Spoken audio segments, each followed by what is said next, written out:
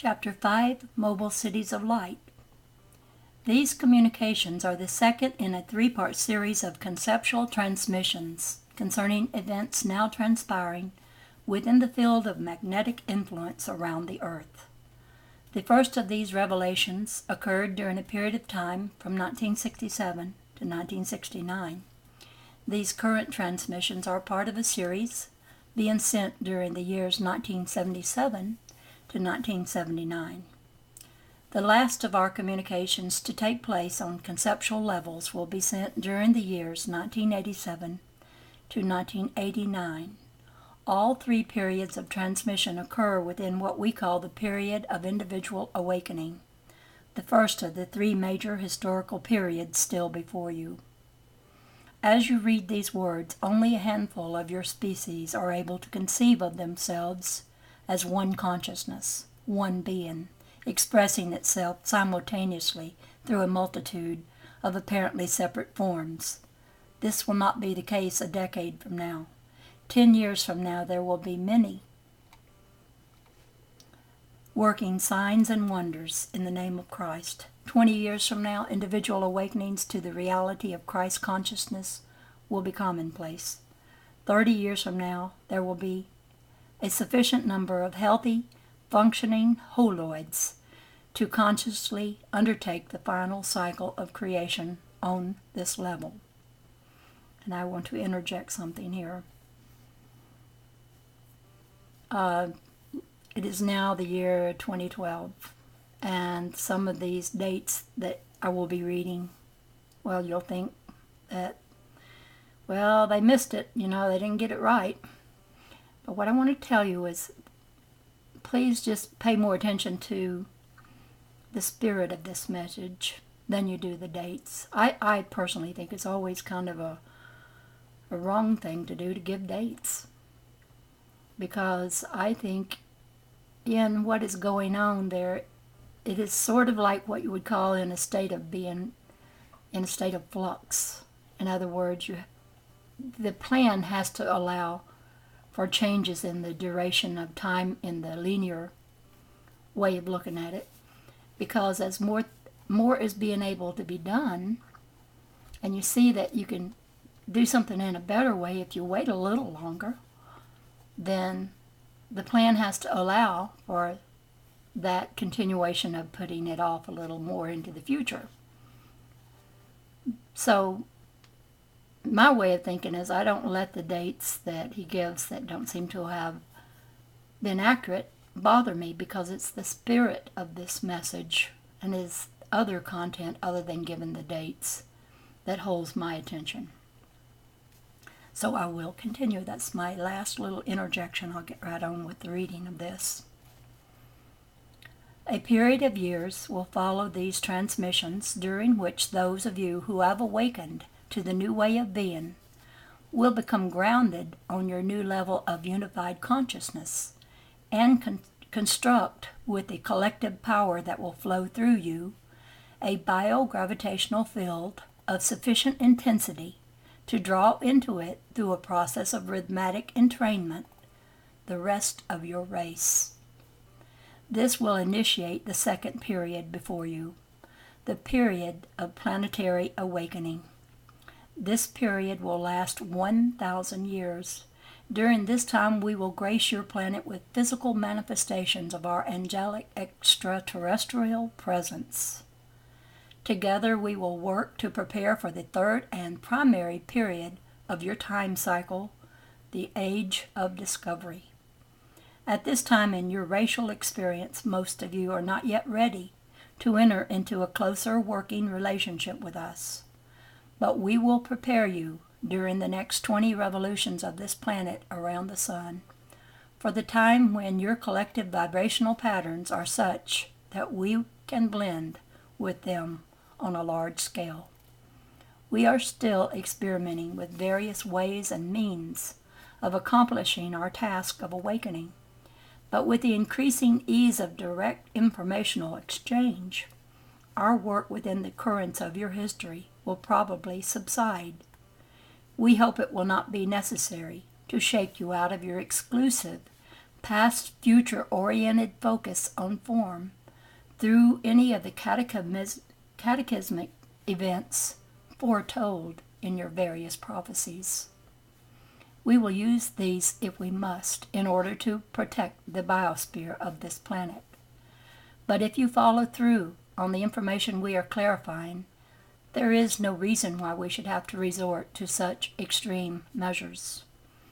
Through these transmissions and through many others like them, throughout the earth, we are supplying you with more than enough information to enable you to restore your own equilibrium.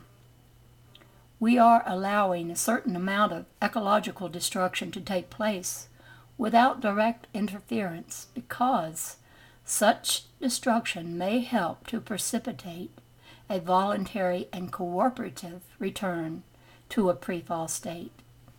This would be far more meaningful than a return that is focused upon you, a self-initiated, then this would be far more meaningful than a return that is forced upon you. A self-initiated awakening will greatly enhance your ability to restore the Earth's ecological harmony. Consequently, at this time, we are confining our help as much as possible to the provision of information and to the development of conceptual clarity. Meanwhile, there are many among you who will, as the years go by, experience one by one the necessary psychological transformation and enter into a conscious working relationship with those of us in a state of grace. During this coming 20-year period, we will be largely occupied with the conceptual education of your species. But after that, during the last 10 years of this present cycle, we will withdraw our activity on conceptual levels and focus more directly on physical and emotional levels. This is where the real work needs to be done. The establishment of a conducive conceptual climate, however, is prerequisite. During our first large-scale entry into your historical process in the late 60s, we learned much of the materializing patterns that presently restrain and define your collective expression of consciousness. Our experiences at that time and during the years that followed had formed much of the conceptual basis for these transmissions.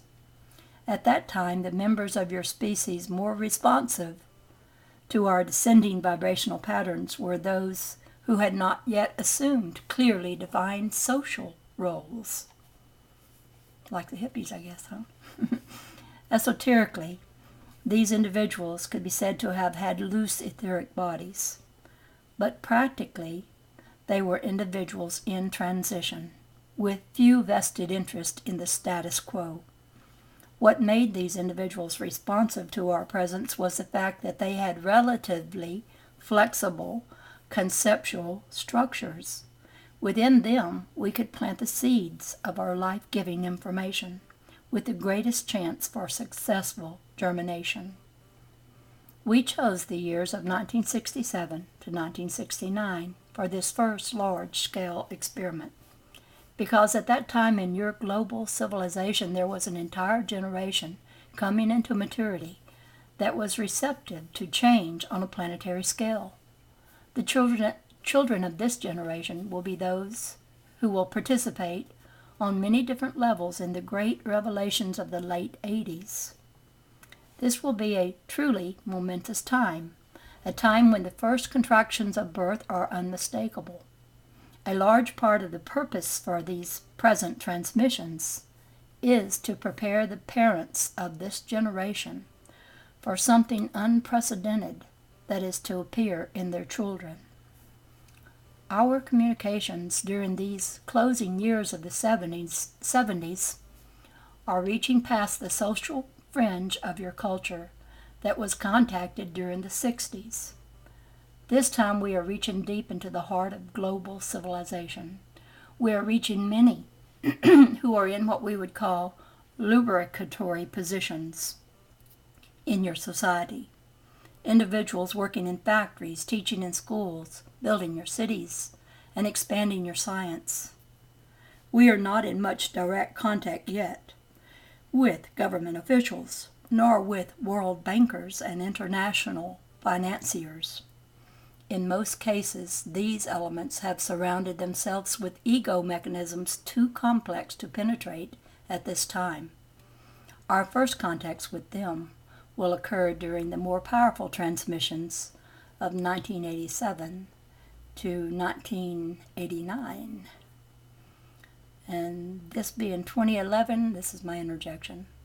Considering that they've heard, if they were able to understand, they've only gotten worse, the bankers and the financiers, international financiers. Well, it appears that they have, but I don't know what's going on under the surface, so I'm going to hold out that the best will happen. Back to the words. Those who we are contacting now, nonetheless, are critical enough in the maintenance of your social system to ensure that the world will make some incredible leaps in consciousness during the next decade. The majority do not have room in their belief structures to accommodate so grand a being as an angel or extraterrestrial, so they respond to our influence as if it were coming from themselves. They feel good, they feel clear, they feel the changes in the air. They wake up a little, throw off some of their defense mechanisms, and bring a newer and fresher perspective into each situation. Consciously or unconsciously, they begin to adjust their vibrational patterns to more thoroughly accommodate the flow of spirit through them. At times they change radically and attribute their transformation to this or that mechanism.